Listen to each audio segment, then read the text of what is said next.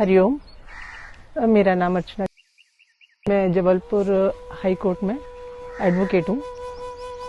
मैं परम पूज्य संत श्री आशाराम जी बापू से अपने अनुभव के बारे में कुछ शेयर करना चाहती हूँ कि मैंने कैसे उन्होंने मुझे अपनाया और दीक्षा दी।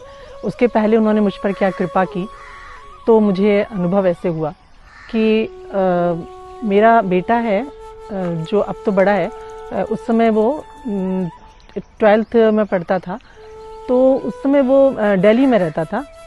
मैंने दीक्षा नहीं ली हुई थी और उसने बापूजी से दीक्षा ली हुई थी। तो वो उस दिन सुबह के समय दिल्ली में था। मुझे अंदर से सुबह से प्रेरणा आ रही थी कि मैं आशा रामायण का पाठ करूं। तो बृहस्पतिवार का दिन था वो। मैंने उसके पहले आशा रामायण का पाठ नहीं किया था। तो मुझे लगा कि अगर ऐसा लग रहा है तो मुझे करना चाहिए। मैंने सुबह आशा रामायण का पाठ किया। शाम होते होते तक मुझे प्रेरणा बढ़ती गई और मैंने अपने पति और बेटी से भी कहा, हम 3 सदस्य घर में थे, कि आज हमें आशा रामायण का पाठ करना चाहिए। उसके पहले किसी ने भी नहीं किया था, बेटा करता था, उसने दीक्षा ली हुई थी। तो उन्होंने कहा ऐसा क्या हुआ? मैंने कहा पता नहीं, मुझे आज बार बार बहुत रोना आ रहा है और ऐसे लग रहा है कि बापूजी कह रहे हैं कि तुम लोग आशा रामायण का पाठ करो। तो हम तीनों ने बैठ के, उन्होंने कहा ठीक है, हम तीनों ने बैठ के आशा रामायण का पाठ किया। उस रात को गुजरने के बाद सुबह सुबह मेरे बेटे का फ़ोन आया कि मम्मी, वो बड़े खुश होकर के मुझे बता रहा था कि कल रात में उसका कुछ रिजल्ट आया था जो अच्छा नहीं आया था। तो उसकी बहन उसे शाम को घुमाने के लिए ले गई थी। तो वो लोग जब लौट रहे थे वहाँ से, तो एक चौराहे पर उसकी गाड़ी का एक बहुत बड़े ट्रॉले के साथ एक्सीडेंट हुआ। रात के समय फ्रंट सीट पर वो बैठा हुआ था।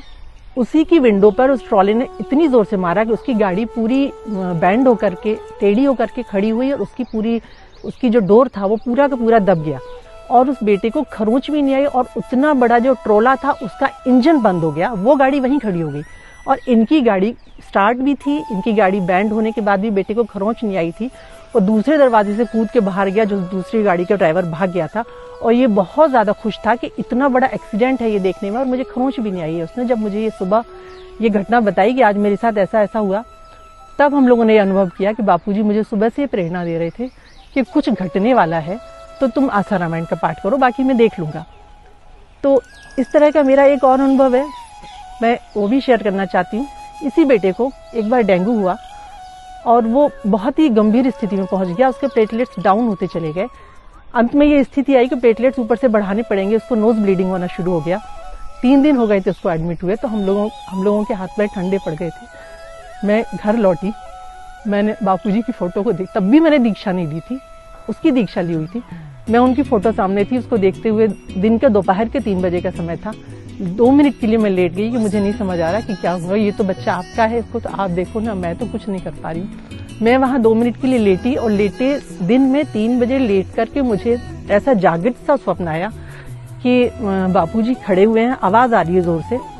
एक छोटा सा सांप है जो गोल गोल घूम रहा है और वो बापूजी की आवाज आ रही है और वो कह रहे हैं छोटा सा सर पे निकल जाएगा, छोटा सा सर पे निकल जाएगा। और मेरे से कह रहे हैं उसको कहो निकल जा। तो मैं सपने में जोर जोर से चिल्ला रही हूँ कि निकलो निकलो, और मेरी अपनी ही आवाज से आंख खुल गई। मैं उठ के बैठ गई। मैंने देखा सामने फोटो लगी हुई है। मुझे लगा आप कुछ कहना चाहते हैं क्या। हम जब हॉस्पिटल पहुंची शाम को, तो शाम की उसकी ब्लड रिपोर्ट में आया कि उसके प्लेटलेट्स आज डाउन होने बंद हो गए हैं। डॉक्टर ने कहा कि कल अगर डाउन होने बंद हो गए हैं तो कल से ये बढ़ने लगेंगे। नेक्स्ट डे से उसके प्लेटलेट्स बढ़ने लगे थे। ये इस तरह की उसके जीवन के इतने प्रत्यक्ष बापूजी की कृपा के उदाहरण मेरे जीवन में आए, जो मैं देखती गई। वो हमेशा कहता था, मम्मी मैं कहीं भी जाता हूँ तो मुझे लगता है कि गुरुदेव तो डंडा लेकर खड़े हुए हैं। आज के समाज में, आज की दुनिया में मुझे वो कहीं भी किसी भी तरह से हमेशा सुरक्षित रखते हैं। इस तरह के मैं उसके अनुभव देखती रही, सुनती रही। फिर जब बापूजी का मुझे एक दिन अंदर से खुद प्रेरणा आई कि मुझे भी दीक्षा लेनी है, मुझे दीक्षा लेनी है, पर मुझे उसमें भी ये मार्ग नहीं सूझा था कि मुझे कैसे दीक्षा लेनी है। तो मैं उस दिन बस बहुत ज़्यादा तीव्र इच्छा थी उस दिन। तब मेरे भाई, उसके ताऊ जी हैं दिल्ली में, उनका फ़ोन आया उसी दिन कि बापूजी का यहाँ रक्षाबंधन का समय दीक्षा समारोह है, क्या तुम्हें आना है। मुझे लगा कि मेरे मन में दीक्षा का अनुभव हो रहा है, आज प्रेरणा हो रही है और ये मुझसे वही पूछ रहे हैं। मैंने कहा हाँ मुझे आना तो है, पर मैं कल की आप बात कर रहे हैं, आज तो मुझे टिकट नहीं मिलेगी कल की। मैंने अपने पति से कहा कि मुझे जाना है। तो उन्होंने कहा, उनका भी ऐसा कुछ मन नहीं था, तो उन्होंने कहा कि तुम्हें टिकट नहीं मिलेगी, 30-40 वेटिंग है। मैंने कहा कोई बात नहीं, आप करा दो, अगर होगा तो चले जाएंगे, नहीं होगा तो कोई बात नहीं। सुबह सुबह उठ के उन्होंने बताया कि तुम्हारा तो वेटिंग क्लियर हो गया। मैंने कहा मुझे पता था, क्योंकि ये मुझे लग ही रहा था कि वो दीक्षा मैं नहीं लेना चाहती हूँ, आज गुरुदेव मुझ पर खुद ही कृपा करना चाहते हैं। फिर मैं दिल्ली गई, वो मैंने दीक्षा ली बापूजी से, और वो बापूजी का प्रत्यक्ष रूप से अंतिम दीक्षा समारोह था। उसके बाद बापूजी लोगों की नज़र में, जो कहने के लिए लोग कहते हैं कि वो जेल में है, मैं तो कभी नहीं मानती हूँ कि वो जेल में है। उन्होंने दुनिया को इतना कुछ दिया, मैंने अपने जीवन में प्रत्यक्ष अनुभव किए हैं। इस तरह के कितने बच्चों के प्रत्यक्ष अनुभव हैं, कितने लोगों के प्रत्यक्ष अनुभव हैं, क्या क्या उन्होंने समाज को दिया है, धर्म को, संस्कृति को दिया है। और उसके उत्तर में एक ब्रह्मवेत्ता संत, ईश्वर तुल्य संत को दुनिया ने पलट करके क्या दिया, उसके लिए वो अब एकांतवास में है। वो जेल में नहीं है, जेल में ये पूरा समाज है, ये पूरा संसार है, ये पूरे धर्म संस्कृति, आज सब जेल में फंसे हुए हैं, क्योंकि उन्होंने संत को तो त्याग दिया है, संत को तो वो शरण छोड़ दिया है, उसकी तरफ तो उनका ध्यान नहीं है। तो ये लोग जेल में है। मैं नहीं कभी मानती हूँ कि मेरे परम पूज्य संत जेल में है। मैंने बापूजी की ये केस, मुझे तो केस कहते हुए भी शर्म आती है। एक परम पूज्य संत के खिलाफ शब्द यूज करते हैं हम, और केस की हम बात करते हैं, तो मुझे अपने ऊपर भी शर्म आती है। अगर आपको भी सुनने में आती हो तो आनी चाहिए, पर फिर भी मैंने इस केस की स्टडी भी की है, मैंने सुना है चारों तरफ से, पढ़ा भी है। सब कुछ निराधार है, बिल्कुल निराधार है। हम सुनी सुनाई बातों की बात नहीं कर रहे हैं, अपने अनुभवों की भी बात अगर मैं छोड़ दूं तो भी ये सब कुछ बिल्कुल निराधार है। और उनके समर्थन में करोड़ों सबूत हैं, करोड़ों सबूत हैं, जो आप लोग सुनी सुनाई बातों पर क्यों जाते हैं?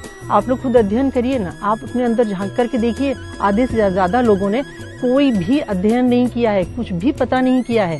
आपने सिर्फ सुना है, एक से, दूसरे से, तीसरे से, और इन पत्रकारों से सुनी हुई बातों पर आप बोल रहे हैं। आपका अपना कोई अनुभव नहीं है। अपने बारे में जरा सोचिए, समझिए। मैं अपना अनुभव, मैं अपनी पढ़ाई और मैं अपना जो मेरा अध्ययन है, उसके आधार पर मैं कह रही हूँ कि बिल्कुल निराधार है। कृपया करके एक परम पूज्य संत पर किसी भी तरह के आरोप में समर्थन ना करें। इससे आप समाज, धर्म, संस्कृति सबके ही खिलाफ आप कर रहे हैं। अपने धर्म संस्कृति की रक्षा के लिए आप कुछ नहीं कर रहे हैं। कृपा करके मेरे शब्दों पर ध्यान दें। हरिओम।